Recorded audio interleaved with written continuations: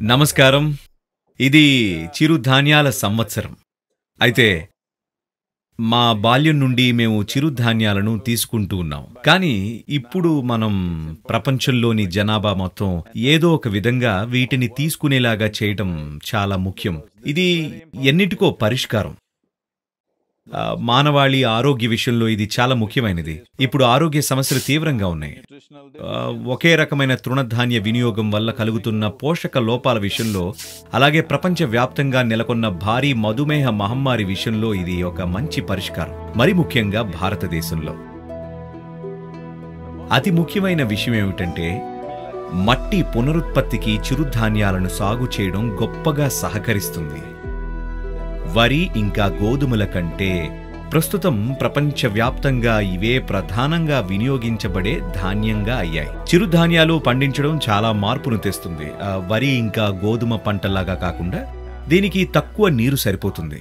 అవి రెండు ప్రాథమికంగా డెల్టా పంటలు. అవి ఆ విధంగానే ఉండాల్సింది. వరి సాగును కేవలం డెల్టా ప్రాంతంలోనే చేసేవారు. అక్కడ సహజంగానే కొంత మొత్తంలో నీరు నిలిచి ఉంటుంది. దానివల్ల ప్రజలు ఆ చిత్తడి నేలను మొదలైన వాటిని ఉపయోగించుకునేవారు. కానీ ఈ రోజున మనం అన్ని చోట్ల భారీగా సాగునీరు పంపి ఇది పండిస్తున్నాం. ఇలా చేయటం నీటిని వినియోగించుకోవడం మాత్రమే కాకుండా అనేక రకాలుగా నేలను కూడా నాశనం చేస్తుంది. కాబట్టి చిరుధాన్యాల వినియోగం మానవ ఆరోగ్యానికి ఇంకా నేల ఆరోగ్యానికి అద్భుతమైన మార్పును కలిగిస్తుంది. నా కూతురు రాధే చెన్నైలో కేవలం రైస్ తినే బతికేస్తుంది. ఏది తిన్నా ఇడ్లీ రైస్తోనే, దోశ రైస్తోనే, పొంగల్ రైస్తోనే, రైస్ రైస్ రైస్ ఈ చెన్నైలో. కాబట్టి కొంచెం చిరుధాన్యాలు తినమని ప్రోత్సహించడానికి ప్రయత్నిస్తున్నాను నేను. సరే, ఆమె చాలా సాహసోపేతమైన కుక్. అంటే నా ఉద్దేశం ఏమిటంటే తినేవాళ్ళకనమాట. అది సాహసం అనే చెప్పాలి. అందుకని నేను దీన్ని తినేవాళ్ళకి తక్కువ సాహసం అయ్యేలాగా చూస్తున్నాను. ఇక ఇది రాగి దోశ. రాగి భారత ఉపఖండంలో ఎంతో ముఖ్యమైన చిరుధాన్యం. అయితే మేము పెరిగే రోజుల్లో కర్ణాటకలో ప్రతి చోట అది రోజువారీ ఆహారంలో ముఖ్య భాగంగా ఉండేది. కానీ ఎలాగో కానీ అది పేదవాడి ఆహారం అని, అది తింటే సమాజంలో ప్రతిష్ట ఉండదని ప్రచారం జరిగింది. కానీ అది మీకు ఆరోగ్యాన్ని, శ్రేయస్సును ఇంకా పోషణను అందిస్తుంది. ప్రపంచంలోని స్త్రీలందరికీ నేను ఇది చెప్పాలనుకుంటున్నాను. మీరు తినగల వాటిలో స్త్రీలకు అత్యంత అనుకూలమైన చిరుధాన్యం అది రాగి. ఈ చిరుధాన్యం స్త్రీలకు అద్భుతంగా మేలు చేస్తుంది. ధాన్యాలన్నిటిలోకి దీనిలో అత్యధిక స్థాయిలో కాల్షియం ఇంకా ఐరన్ కూడా ఉంటాయి. ఐరన్ లోపం ఒక సమస్య. ప్రపంచవ్యాప్తంగా రక్తహీనత తీవ్ర స్థాయిలో ఉంది, ముఖ్యంగా స్త్రీల విషయంలో. అలాగే మహిళలకు జీవితంలోని కొన్ని దశల్లో ఎముకల్లో పెళుసుదనం ఎక్కువడం అనే సమస్య కూడా ఒకటి ఉంటుంది. There is also a problem of porosity of bones being high at certain stages in a woman's life. ఈ రెండు విషయాల్లో రాగి అద్భుతమైన మార్పును తీసుకొస్తుంది. కాబట్టి చాలా వరకు నేను అనుకోవడం ఏంటంటే, మీరు ఫుడ్ యాప్ల నుండి మాత్రమే తింటూ ఉంటే తప్ప, ఇప్పటికీ ఇంట్లో వంట చాలా వరకు స్త్రీలే చేస్తున్నారని నేను అనుకుంటున్నాను. వాళ్ళు ఈ చిరుధాన్యాన్ని తెచ్చుకొని అందరూ అది తీసుకునేలా చూడాలి. పురుషులకు మంచిది కాదని కాదు, అందరికీ మంచిదే. కానీ స్త్రీలకు ప్రత్యేక ప్రయోజనాలు ఉన్నాయని నేను చెప్తున్నాను. ఎందుకంటే శరీరానికి సరిపడా పోషణ అందట్లేదు. ఒకే తృణధాన్య వినియోగం కారణంగా ఎప్పటి నుండో ఈ సమస్య ఉంటూ ఉంది. అలాగే ప్రతి ఒక్కరికి పోషణ విషయంలో అన్ని ఇతర అంశాలను బాగా మెయింటైన్ చేయడం సాధ్యపడదు. అలాంటి వారందరికీ రాగి అద్భుతమైన మార్పును తీసుకురాగలదు. భారత ప్రభుత్వం సాంప్రదాయం నుండి శ్రీ అన్నం అనే పదాన్ని తీసుకొని ఇక్కడ తిరిగి వాడడం అనేది అద్భుతమైన విషయం అనే చెప్పాలి. దాన్ని మళ్లీ వాడుకలోకి తీసుకుని వస్తున్నారు. ఇక్కడ ఈశా యోగా కేంద్రంలో వారంలో కనీసం 5 రోజులు ప్రతి ఒక్కరూ చిరుధాన్యాలు తీసుకుంటారు. అలాగే మేము స్థానిక రైతులకు ఇంకా ఫార్మర్ ప్రొడ్యూసర్ ఆర్గనైజేషన్లను కూడా చిరుధాన్యాలను పండించమని మేము ప్రోత్సహిస్తున్నాం. వాటి వినియోగం మెల్లగా పెరుగుతుంది. మా చుట్టుపక్కల కూడా అది పెరుగుతుంది. కానీ ఆరోగ్యవంతమైన జనాభా కోసం ఇది దేశవ్యాప్తంగా జరగాలి. అలాగే ఆరోగ్యవంతమైన మానవాళి కోసం ఇది ప్రపంచవ్యాప్తంగా జరగాలి. This dosa Normally, the first dosa is a disaster. Cut it, cut it, cut!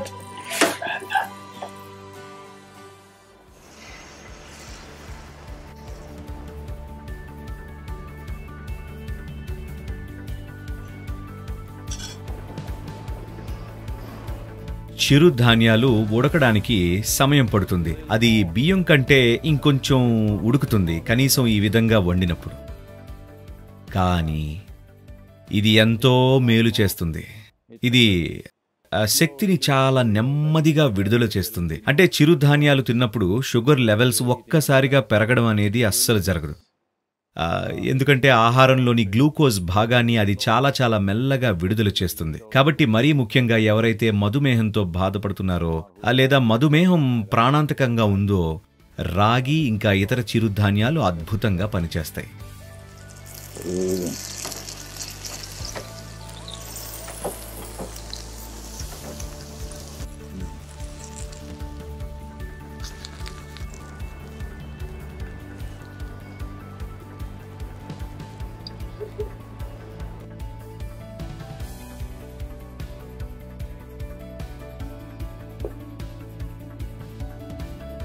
పర్వాలేదు, ఫాస్ట్గానే నేర్చుకున్నాం. మనం కర్ణాటకలో ప్రయాణాలు ఎక్కువగా చేసినప్పుడు రోడ్డు మీద రాగి ముద్దలు ఎక్కువగా తినేవాళ్ళం. కానీ ఇప్పుడు అవి అంతగా కనపడడం లేదు. అలాగే అది చాలా మెత్తగా తినడానికి తేలిగ్గా ఉండేది. కానీ ఇప్పుడు చాలా చోట్ల రాగి ముద్ద తీసుకుంటే దాన్ని అసలు తినలేము. ఈ మార్పు పండించడంలోనా లేదంటే వండడంలోనా? వండేవారు ఆ అలవాటును కోల్పోయారు. ఇప్పుడు వాళ్ళు రైస్ కుక్కర్ లాంటి కుక్కర్లను తయారు చేశారు కదా. రాగి ముద్దలను ఉడికించడానికి కుక్కర్లను తయారు చేశారు. అవి వచ్చాయని చెప్తున్నారు. అంటే నేను కూడా చూడలేదనుకో.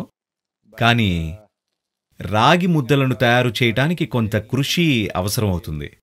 అంటే పిండిని బాగా కలపాల్సి ఉంటుంది, ఉడుకుతున్నప్పుడు దాన్ని సరిగ్గా కలపాల్సి ఉంటుంది, లేదంటే చక్కగా రాదది. అయితే ఇవాళ నేను రాగి రొట్టె చేస్తాను.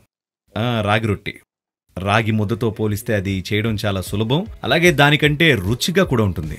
కానీ రాగి ముద్దలోని ప్రత్యేకత దాన్ని తీసుకునే విధానం. సాధారణంగా కేవలం కర్ణాటక ప్రజలకు మాత్రమే అది ఎలా తినాలో తెలుసు. తమిళనాడులో దాన్ని అన్నం తిన్నట్టు కలుపుకొని తింటారు. కానీ కర్ణాటకలో మేము దాన్ని చిన్న చిన్న ఉండలుగా చేసి కూరలో ముంచి కొద్దిగా నమిలి మింగుతాం. అది ఒక ప్రత్యేకమైన విధానం. ఆ విధంగా తినటం పొలం పని చేసేవారికి చాలా మంచిది. ఎందుకంటే నేను ఇంతకుముందు చెప్పినట్టు రాగి శక్తిని నెమ్మదిగా విడుదల చేసే చిరుధాన్యం. కాబట్టి దాన్ని ఆ విధంగా ఆకుకూరల్లో కానీ మరేదైనా కూరలో కానీ ముంచి తింటే మీరు దాన్ని నమలడం లేదు. కాబట్టి శక్తి మరింత నెమ్మదిగా విడుదలవుతూ ఉంటుంది శరీరంలో. కాబట్టి ఉదయాన ఒక పెద్ద రాగి ముద్ద తిని పొలానికి వెళ్ళామనుకో, రోజంతా దున్నడం మొదలైన పనులు చేసేటప్పుడు ఆకలి గాని నీరసం గాని లేకుండా 8 గంటల పాటు సునాయాసంగా పనిచేయొచ్చు. ఎందుకంటే శక్తి చాలా నెమ్మదిగా విడుదలవుతుంది కాబట్టి ఈ విషయం వాళ్ళు గుర్తించారు. నమిలితే త్వరగా అరిగిపోతుంది అని. అందుకనే దాన్ని చిన్న చిన్న ఉండలుగా చేసి అలా మింగేస్తారు. అందుకనే ఆరుబయట ప్రదేశాల్లో పనిచేయాల్సి వచ్చినప్పుడు, అలాగే నచ్చినప్పుడల్లా ఆహారం తీసుకునే వీలు లేనప్పుడు వాళ్ళు జాగ్రత్తగా పరిశీలించి కనుగొన్న విషయాలు ఇవి.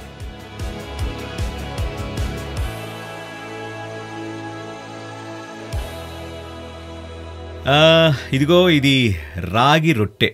దీనికి అరిటాకును వాడచ్చు, లేదా బటర్ పేపర్ అంటారు కదా, అది కూడా వాడచ్చు. కానీ ముఖ్యమైన విషయం ఏమిటంటే రాగి పిండిని తీసుకొని దాన్ని కొద్దిగా ఉడికించాలి. ఇందుకు మీరు ఇడ్లీ పాత్ర కూడా వాడచ్చు. కొంచెం ఆవిరి మీద ఉడికించి రుచి కోసం ఇతర పదార్థాలు జోడించవచ్చు.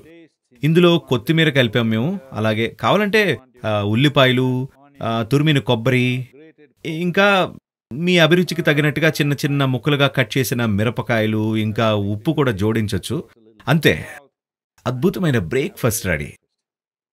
లేదా లంచ్ లేదా డిన్నర్ రెడీ, మీ ఇష్టం.